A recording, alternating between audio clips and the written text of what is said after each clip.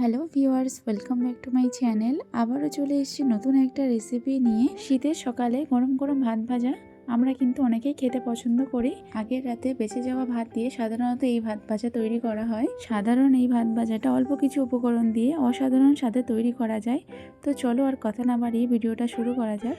প্রথমেই একটা প্যান বসিয়ে দিয়েছি। প্যানটা গরম হলে কিছুটা সাদা তেল দিয়েছি আর চিকেন দিয়ে দিচ্ছি। তোমরা এখানে চিকেনটা স্কিপ করতে পারো, আমার হাতের কাছে চিকেন ছিল সেই জন্যে আমি চিকেনটা দিয়েই ভাতটা ফ্রাই করব।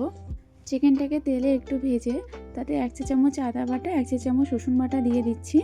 আদা আর রসুন বাটাটাকে তেলে একটু ভেজে নিতে হবে, না হলে কাঁচা গন্ধটা থেকে যাবে। আমি এক সাইডে আদা আর রসুনটাকে ভালো করে ভেজে লাল করে চিকেনের সাথে এটাকে মিশিয়ে নিয়েছি। চিকেনটাকে 3 থেকে 4 মিনিট ভালো করে কিন্তু ভেজে নিতে হবে। আর আমি গ্যাসের ফ্লেমটা কিন্তু হাইতে দিয়ে এই রান্নাটা করছি। চিকেনটা একটু ভাজা হয়ে গেলে দিয়ে দিচ্ছি 1/2 চা চামচ লবণ, 1/2 চা চামচ শুকনো লঙ্কার গুঁড়ো। এবার দিয়ে দিচ্ছি অল্প একটু হলুদ। মশলাগুলোর সাথে চিকেনটা ভালো করে একটু নাড়াচাড়া করে ভেজে নিতে হবে। তারপর দিয়ে দিচ্ছি অল্প একটু জল চিকেনটা ভালো করে সিদ্ধ করার জন্যে। এটাকে এবার ঢাকা দিয়ে 4 থেকে 5 মিনিটের মতো আমি রান্না করে নেব, জলটা শুকানো অবধি। দেখো জলটা অনেকটা শুকিয়ে এসছে আর চিকেনটাও 70% মতো সিদ্ধ হয়ে গেছে। এই পর্যায়ে আমি সবজিগুলো অ্যাড করব। প্রথমে দিয়ে দিচ্ছি ফুলকপি আর বাঁধাকপি।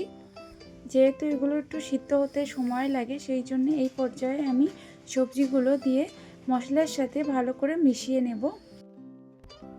এতে আমি আর অন্য কোনো মশলা অ্যাড করব না, চিকেনে যা দিয়েছিলাম সবজিতে তা হয়ে যাবে। দিয়ে দিচ্ছি 1/2 চা চামচ মতো লবণ, সবজির মধ্যে লবণটা যাতে ঢোকে। আর দিয়ে দিচ্ছি অল্প একটু জল, ফুলকপি আর এই বাঁধাকপিটা ভালো করে সিদ্ধ হওয়ার জন্যে।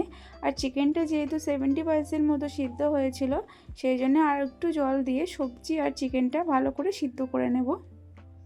এটাকে ঢাকা দিয়ে আমি 5-6 মিনিট মতো রান্না করে নিয়েছি আর জলটাও শুকিয়ে এসছে। সবজিগুলো আর চিকেনটা ভালোভাবে সিদ্ধও হয়ে গেছে। এই পর্যায়ে আমি 1 চা চামচ চিকেন কারি মশলা দিয়ে দেব। চিকেন কারি মশলাটা দিলে খেতে সুন্দর লাগে আর ভাতের সাথে এই মশলাটার স্মেলটাও খুব সুন্দর আসে। তোমরাও একবার দিয়ে দেখতে পারো, খুব সুন্দর লাগে খেতে। চিকেনের মশলাটা আমার রেডি হয়ে গেছে, আমি এক সাইডে রেখে দিচ্ছি। অন্য একটা প্যান নিয়ে নিয়েছি, তাতে আমি সাদা তেল আর পেঁয়াজ কুচি দিয়ে দিচ্ছি। পেঁয়াজটা আমি ভালো করে লাল করে নেব। পেঁয়াজটা ভালো লাল হয়ে গেলে আমি দিয়ে দিচ্ছি গাজর কুচি। শীত মানেই কিন্তু সবজি, তোমাদের যেমন মন চায় তোমরা সেই সবজিতে অ্যাড করতে পারো, খেতে কিন্তু দুর্দান্ত লাগে। আর শীতের সময় যদি এই ভাত ভাজা না খাওয়া হয় তাহলে আমার মনে হয় অনেক কিছু মিস হয়। এই ভাত ভাজা করে দিলে কিন্তু আমার বাড়ির সবাই খুব পছন্দ করে খায় আর বারবার তৈরি করতে বলে। প্লিজ তোমরা একবার বাড়িতে এইভাবে ট্রাই করে দেখো, খেতে কিন্তু দুর্দান্ত লাগে। এবার এতে কিছু মশলা দিয়ে দিচ্ছি অল্প একটু লবণ, অল্প একটু শুকনো লঙ্কার গুঁড়ো আর অল্প একটু হলুদ আর জিরে গুঁড়ো। এবার এটাকে ভালো করে নাড়াচাড়া করে ভেজে নিতে হবে। আমাদের বাড়ি ভাত ভাজাটা খুব স্পাইসি পছন্দ করে, সেই জন্য আমি এতে আরও 3-4টে কাঁচা লঙ্কা কুচি করে দিয়ে দিচ্ছি। আর তোমরা যদি না দিতে চাও এই জিনিসটা পুরোটাই অ্যাভয়েড করতে পারো। আর দিয়ে দিচ্ছি 2 চা চামচ টমেটো কেচাপ। তোমরা চাইলে এখানে পাকা টমেটো কুচি করেও দিতে পারো, আমার হাতের কাছে ছিল না সেই জন্য আমি কেচাপটা ইউজ করেছি। এবার এগুলোকে ভালো করে নাড়াচাড়া করে 2 মিনিট মতো ভেজে নিতে হবে।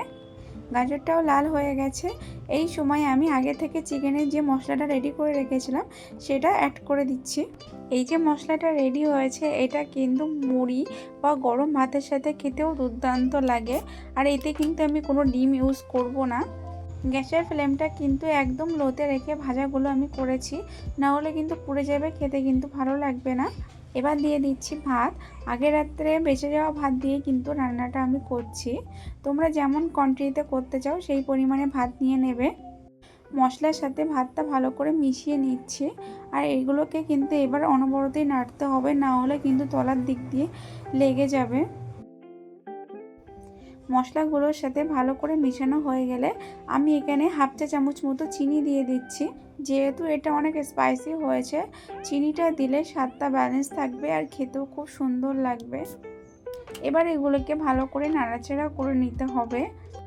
গ্যাসের ফ্লেমটা কিন্তু একদম লোতে রেখে ভাতটা ভাজতে হবে, না হলে কিন্তু তলার দিক দিয়ে লেগে যাবে।